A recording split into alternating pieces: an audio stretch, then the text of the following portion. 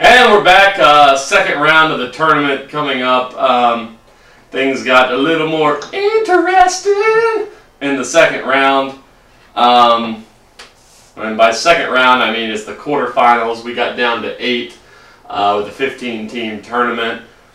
So I guess starting from the top here, Kick-Ass, by virtue of having the #1 seed and a Moose Knuckles bow out, which I guess worth noting, don't want to say they bowed out or forfeited because they had a very valid reason to do so. Congratulations to Brian. Yeah, had a team wedding to attend, which I think, as you noted on Facebook, Brent, if there's any reason to miss kickball, that's top of the list. It's a very short list, but I would say, that's yeah, so congratulations to all of them. I know that, well, I don't say hope, I know that was a wonderful celebration.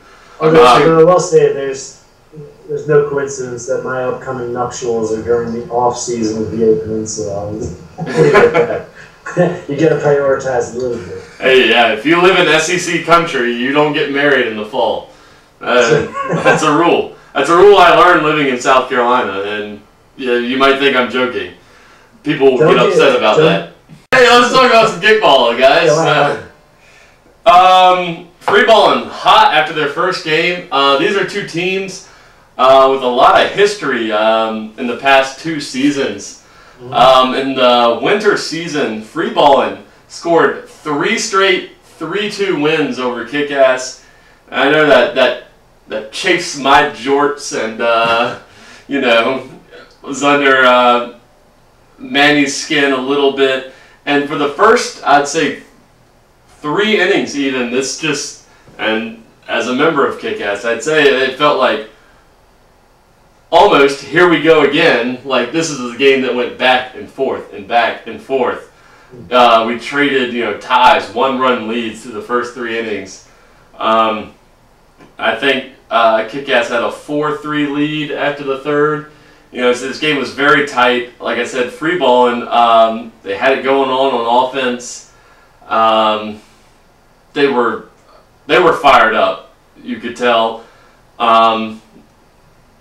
as they always are. And then finally, we started Kick-Ass, that is, to put it together. It was our first game of the day, I think, which hurt a little bit, not to take anything away from free balling. And then finally started to put it together, play their game, our game. Pulled out an 8-4 win eventually, started putting runs across. Finally, got the monkey off the back and scored, like I said, an 8-4 win in the 1-8 matchup, Kick-Ass over free balling. Yeah, Mary Catherine was real hyped up for this game. After they beat JKI, I talked to her first few minutes, and she was talking about how she had never lost to Manny before in any kickball game, so she was excited. She was like, I want to keep that streak. I'm not about to lose now in the playoffs. But I guess you guys were well aware of that fact as well and ready to come out and take care of business, and you guys did. So to open up the #1 seed. Yep, it was just sort of a process of realizing, I guess, like you said, that after 2 innings, then that fire got back of, oh, hey, we can do, here we are, it's tournament time, let's go. And once again, Flores pitched a great game. We were finally able to get to him and just start scoring some runs, getting some good kicks down.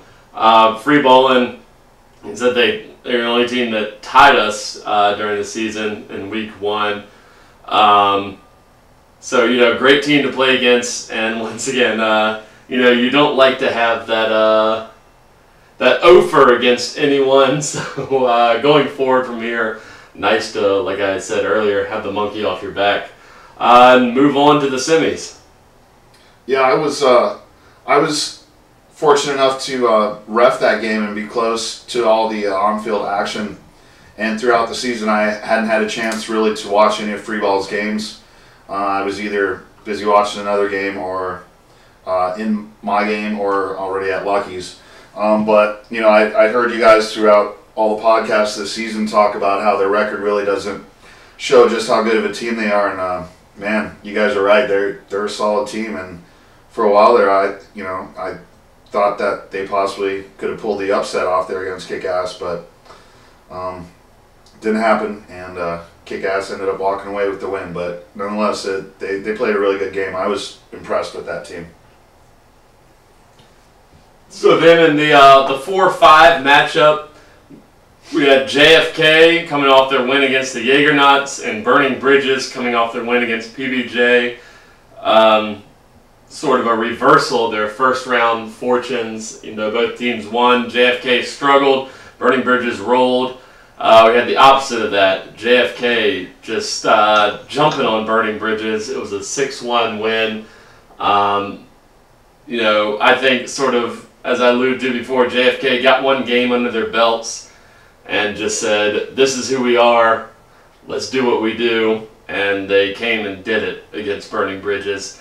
You hope for a little more from a 4-5 matchup. That's sort of a key matchup. You hope to see a lot of fireworks there, but JFK, like I said, a veteran team, a team that can come out there and explode at any time, and they exploded on the Burning Bridges, said, no thank you, we'll be moving on to the semifinals. We have greater things in mind with a 6-1 win. Yeah, greater things in mind. Like another finals defeat, I guess. But yeah. No, I know what you mean. But man, I was surprised actually that this one, I didn't get to see the game because I was playing at the same time. But afterwards, I was all over the Twitter and the Facebook and everything. So I go up to someone and say, hey, what was the score? And they said 6-1. And I was like, damn. Because it seemed like I heard some cheering from the Burning Bridges sideline. I thought it was a close game, but it apparently wasn't that close. This is Burning Bridges have played in the game, played in the league for 2 seasons now, and this is the second straight season that they've been eliminated by JFK.